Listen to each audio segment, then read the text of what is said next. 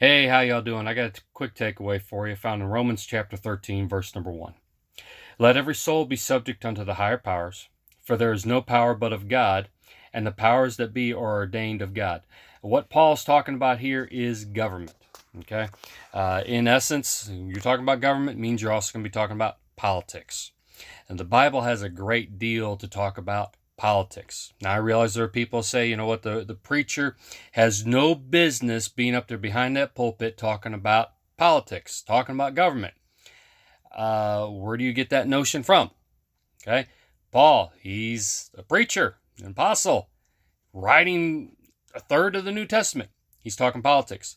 Peter talks about politics. Jesus himself, God in the flesh, talks about politics. You look at the Gospel according to Luke and the Acts of the Apostles, written by Dr. Luke. Guess what? He's writing to a government official, a Roman official who's responsible for the judicial investigation of trials that are going to be brought before the Roman Emperor Nero. In other words, two of the biggest books of the New Testament were written to a government official. Politics is at work here. Now, I realize people say there should be a separation of church and state. Where do you get that mess from? It's in the Declaration of Independence. No, it's not. Well, it's in the Constitution. No, it's not. Maybe a little bit implied there in the First Amendment, but not really.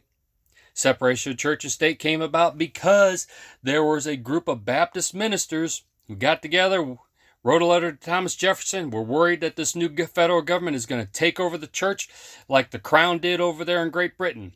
Jefferson wrote back, nope, not going to happen. That's not the point at all. But the church should have an active role in government. Okay? So this idea of not talking about politics is ludicrous. We should be talking about now offering up your opinion. The preacher has got no business doing that behind the pulpit. But offering up the facts, yeah.